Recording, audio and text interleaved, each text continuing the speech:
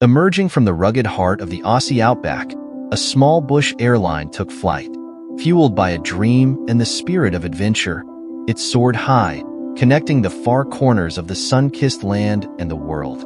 Despite the challenges of time and distance, it grew, transforming into Australia's largest airline and the world's third oldest. Its journey, marked by resilience and innovation, mirrored the vast and varied landscapes of Australia.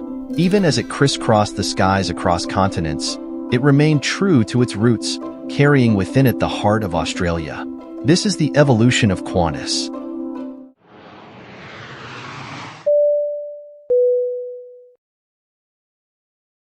The Outback Origins. In the heart of the Australian outback, a dream took flight. Qantas, founded by Australian Flying Corps veterans Paul McGuinness and Hudson Fysh in November 1920, began its journey. Fresh from their adventure of surveying Northern Australia's first overland air route with a Model T Ford, they launched a company that initially offered taxi and joy flights.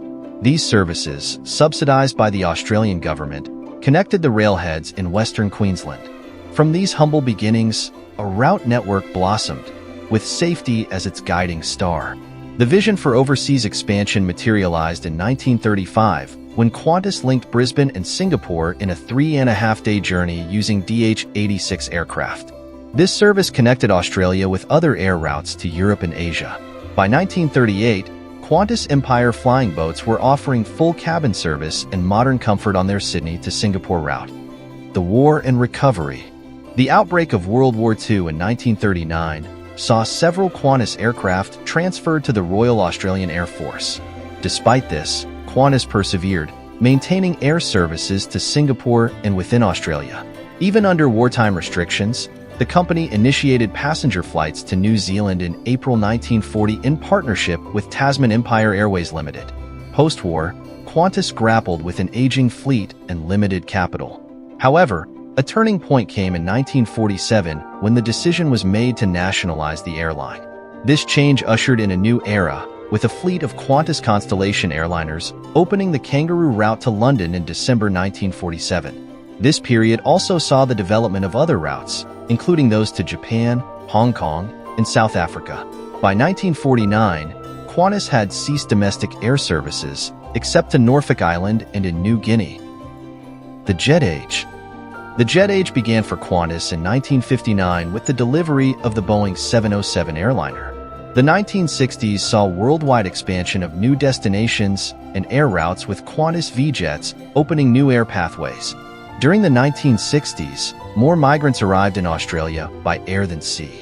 In 1979, Qantas introduced business class, becoming the first airline in the world to do so. This was a significant innovation that set a new standard in air travel. The business class offered a better balance of comfort, convenience, and price, pitched as being better than economy but without the sky-high price tag of first class. This innovation was part of Qantas's ongoing commitment to enhancing passenger experience and comfort. The Modern Bushranger. Since its privatization, Qantas has continued to champion safety and innovation. The fleet was modernized with the addition of new aircraft, including the Airbus A330, A380, and Boeing 787 Dreamliner. In 1995, the Qantas public share offer was launched, and Qantas shares were listed on the Australian Stock Exchange on July 31st. By 2004, Jetstar, a Qantas subsidiary, began operations to 14 destinations in Australia. In 2020, Qantas celebrated a significant milestone: 100 years as the Spirit of Australia. The COVID-19 pandemic presented unprecedented challenges for Qantas and the entire airline industry. Looking to the future, Qantas and Airbus have committed to establishing a sustainable aviation fuels industry in Australia, underscoring their commitment to innovation and environmental responsibility. As we close this chapter, we look forward to the future with anticipation and excitement.